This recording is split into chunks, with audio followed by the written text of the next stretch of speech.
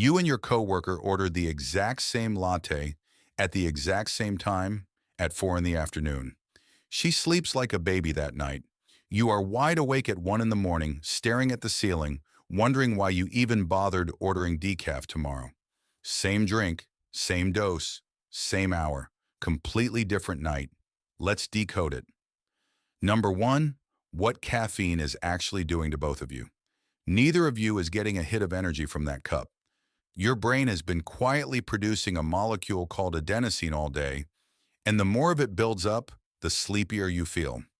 Caffeine happens to be shaped just closely enough to adenosine that it slots into the same receptors in your brain without switching them on. It is like putting tape over a warning light on your dashboard. The warning does not go away. Adenosine keeps piling up in the background exactly like it would anyway. You just cannot feel it anymore. So you both walk out of that coffee shop feeling identically alert.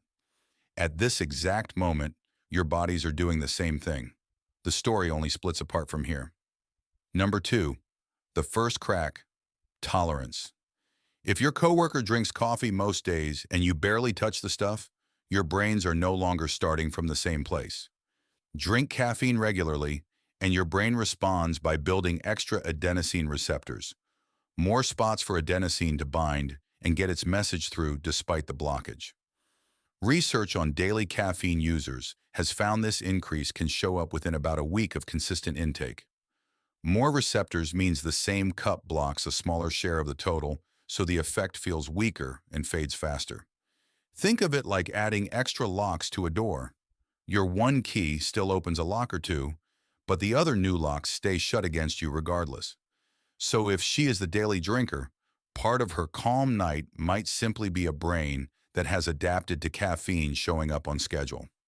Number three, the real reason it is still working on you at midnight. Here is the piece that actually settles the mystery. A gene called CYP1A2 decides how fast your liver breaks caffeine down. People with one version clear it in around 2 to 3 hours. People with the other version can take 8 to 10 hours to process that same cup. That 4 o'clock latte might be completely gone from your coworker's system by dinner. In your body, half of it could still be circulating at bedtime, still sitting in those receptors, still holding that tape over your warning light while you are trying to fall asleep.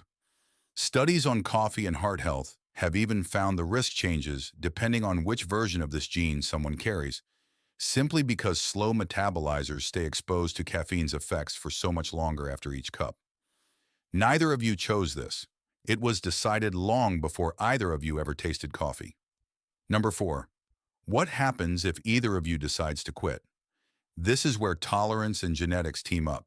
If you are a slow metabolizer who also drinks coffee daily, you have built extra receptors on top of a body that already clears caffeine slowly, and stopping means all that backed up adenosine finally gets through at once.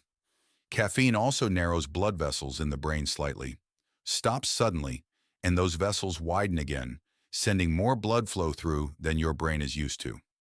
Research on caffeine withdrawal has linked this rebound directly to the headache that tends to show up 12 to 24 hours after your last cup. The slow metabolizer with the daily habit gets hit from both directions. The fast metabolizer, who drinks coffee, occasionally barely notices skipping a day. So it was never really the same coffee. It only looked that way from across the table. Two different receptor counts, two different livers, two different exit speeds, all hiding behind one identical-looking cup. Check out the other videos on this channel. We have already decoded what sleep, stress, and sugar do inside your body. And caffeine touches all three in ways this video only scratched the surface of. Comment below, are you the friend who can have espresso after dinner and sleep fine? Or the one lying awake at midnight because of a coffee you had hours ago?